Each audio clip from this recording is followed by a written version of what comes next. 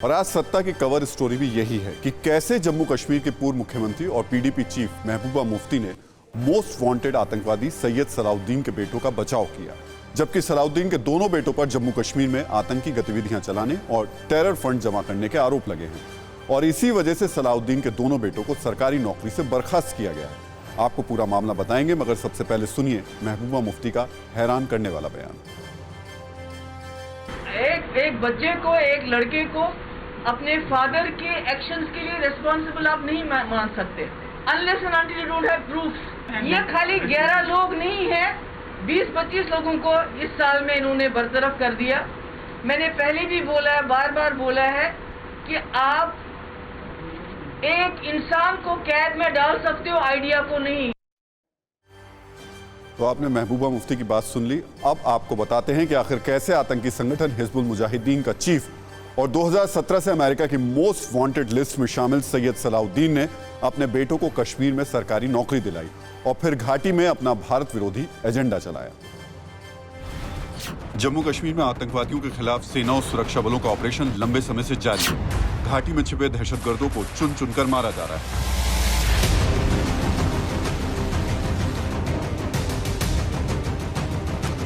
मगर अब उनके मददगारों पर भी सरकार सख्त एक्शन ले रही है। घाटी में आतंक के अंडरकवर एजेंट की धरपकड़ की जोरदार मुहिम चल रही है।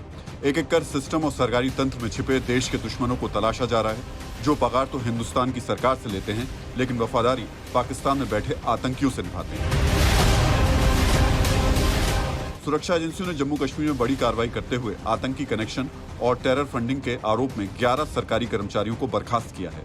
खास बात यह है कि इन 11 लोगों में आतंकी संगठन हिजबुल मुजाहिदीन के चीफ और ग्लोबल आतंकवादी सैयद सलाउद्दीन के 2 बेटे भी शामिल हैं। सलाउद्दीन के बेटों को टेरर कनेक्शन में बर्खास्त किया गया है। सलाउद्दीन के दोनों बेटे जम्मू कश्मीर में सरकारी नौकरी करते थे। शकील अहमद शेर Kashmir institute of medical science में काम करता था, जबकि शाहिद यूसुफ श्रीनगर में कृषि विभाग का कर्मचारी था। मगर दोनों का असली काम घाटी में दहशतगर्दी फैलाने के लिए फंड इकट्ठा करना और देश के दुश्मनों तक सुरक्षा से जुड़ी अहम जानकारियां पहुंचाना था।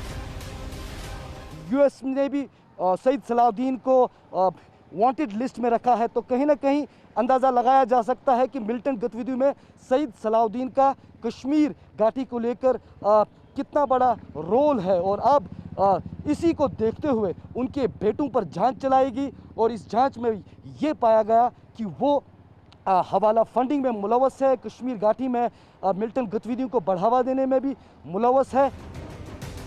जाहिर है सलाउद्दीन के दोनों बेटे भी अपने पिता के उन्हीं भड़काऊ बातों को स्कूल कॉलेज में पढ़ने वाले बच्चों के जहन में भरने की कोशिश करते होंगे, जो सलाउद्दीन हमेशा से अपनी तकरीरों में भारत के खिलाफ बोला करता है।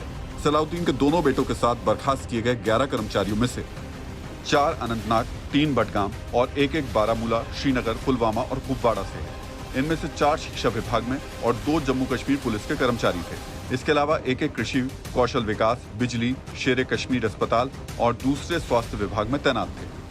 इस वक्त भी श्रीनगर के एक आम ओहदे पर एक Pakistan trend militant recorded head of department, orderly निकालने से क्या होता है, ऑर्डरली गरीब है, हेड ऑफ डिपार्टमेंट को पूछो आप कैसे गए थे और गन के पॉइंट पर आपने कैसे नौकरी ले ली।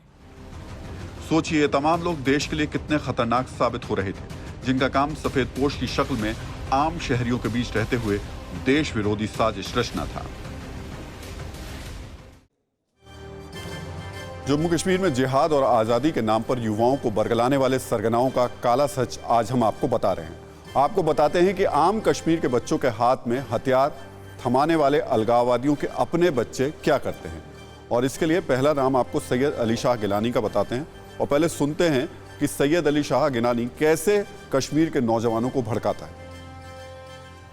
दोनों हाथ ऊपर उठाओ, अल्लाह को हाजिर नाजिर जानकर आहद करो कि हम इस अमानत की हिफाजत करेंगे। दोनों हाथ इंशाअल्लाह। तो आपने देखा, अब जरा दूसरी स्थिति देखिए। सैयद अली शाह गिलानी का जो बेटा है उसमें जहूर गिलानी सऊदी अरब में काम करता है और एक बेटी सऊदी अरब में टीचर है, दामाद उसके इंजीनियर हैं। अब मीरवाइज उमर फारूक को सुन लेते हैं। हिंदुस्तान ने यहां पर अवाम का काफिया इतना तंग कर दिया है कि आज कश्मीर का नौजवान ये महसूस कर रहा है उसे उसके पास और कोई चारा नहीं है कि वो आए और सड़कों पर एहतजाज करे। और अब अगर इनके रिश्तेदारों को भी देख लें आप, तो मीरवाइज की बहन रूबिया फारूक अमेरिका में डॉक्टर है।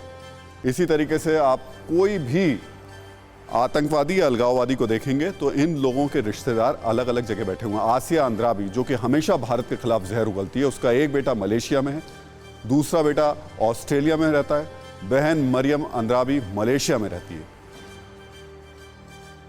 अब आपको बता दें कि जम्मू कश्मीर की सुरक्षा को ध्यान में रखते हुए सरकारी विभाग और सफेद पोश लोगों के बीच छिपे देशद्रोहियों को पहचान के लिए स्पेशल टास्क फोर्स का एक गठन किया गया है। इस टास्क फोर्स को सरकारी कर्मचारियों के खिलाफ कार्रवाई का विशेष अधिकार है। टास्क फोर्स में पुलिस, कानून और न्याय विभाग के प्रतिनिधि शामिल होते हैं।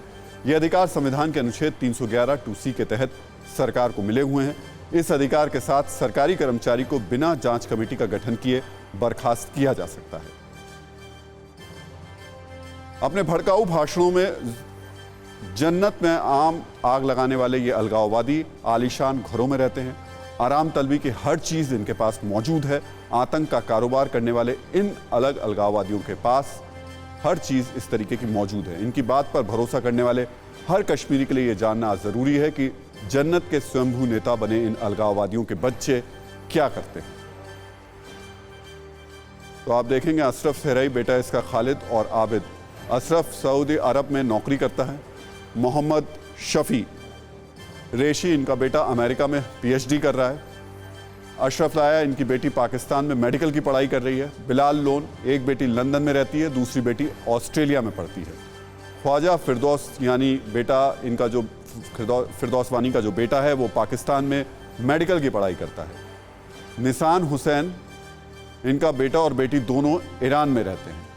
तो आम कश्मीरी से ये अलगाववादी कुर्बानी और जिहाद की बात करते हैं, लेकिन इनकी खुद की संतानें आराम से विदेश में रह रही हैं और अच्छी तालीम हासिल कर रही हैं। परवाह देश की, सोमवार से शुक्रवार रात 10 बजे TV9 भारतवर्ष पर।